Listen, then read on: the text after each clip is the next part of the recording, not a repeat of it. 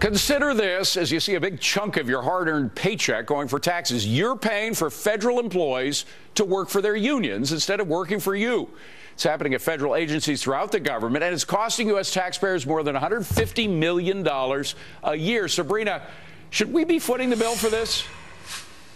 No, absolutely not. This is truly insane. And David, look, this is a perfect example of how the media often portrays unions as this small counterweight to big business, when in reality it's far from the truth. They have tremendous muscle. Now we're learning that in 2012 we spent nearly $160 million in taxpayer dollars and almost 2.5 million hours of federal employees who are working for their labor unions while technically on the job. I think that we need to be thinking about the plight of the American taxpayer a whole lot more. Now, Bruce, I know this can happen in the private sector as well, but this is not an insignificant amount of time. 2.5 million hours, work hours, are spent on union activity by federal workers. Is that right?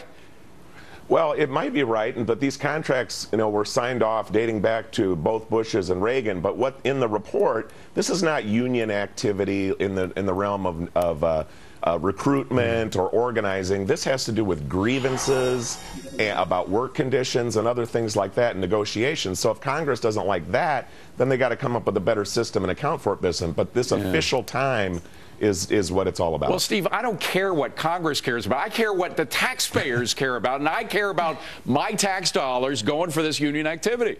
Yeah, it shouldn't happen. And they say, well, it's only $160 million out of a multi-trillion-dollar budget. But it's like credit cards, David. Those small charges begin to add up, and you get a huge tax bill from Washington, D.C. And it's not just the time they spend.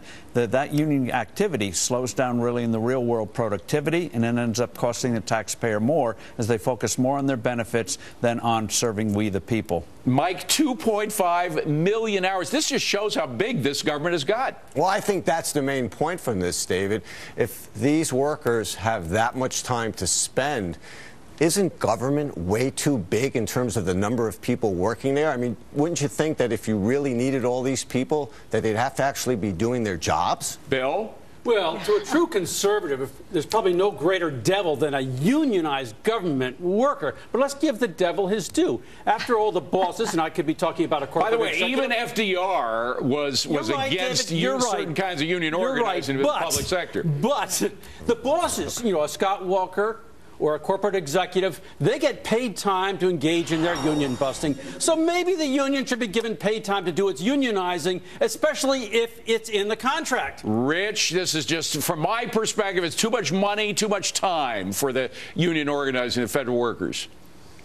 Well, federal workers get paid in terms of salaries and benefits about 30% more than the average private sector worker. Now we learn that right off the bat they're 9% less productive because they're spending time on these activities.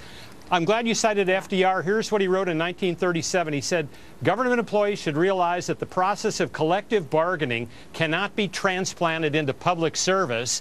And because you're pitting the employee not against the employer, but against taxpayers. He understood that. He was right. Yeah, that's right, Sabrina. It's not against management. It's against us that they are now negotiating. No, that's right. That's right, and we're so often concerned about workers not realizing that many of us are also working very hard. We're working hard to pay the bills every month and to pay our taxes, and we don't want. That's why the sort of opinion on labor unions has dropped precipitously in recent years. And look, it's not just federal employees. We were just talking about public schools. These are many of these teachers are paid to be representatives, union reps on the job. They get the election day off to help with electioneering. I mean, there's a whole lot that's wrong with this that I think people can pick up on. So, Bruce, do you think that FDR, the liberal icon FDR, was too conservative? No, but I don't think that FDR had it envisioned for people who are not union to be negotiating their raises with their bosses during holiday weekends like this. I mean, what you got to do, you can do it on company time if they can change it. If it's no, but let's vote. Do you think that FDR ever envisioned things getting as out of control as they are now with unionization of the federal workers? I don't think so, but maybe if he would have been reelected to a couple more terms, then maybe, we would have had all this solved. Steve, you're a historian. You know what the intentions were. I mean, the fact is as Mike said, this thing has just gotten out of control. Yeah, the unions have replaced the old political bosses in terms of wielding political power. And the unions are negotiating, in effect, with themselves. They're negotiating with the people they help to hire. So it's not like the private sector where you have two interests and you try to achieve a bargain.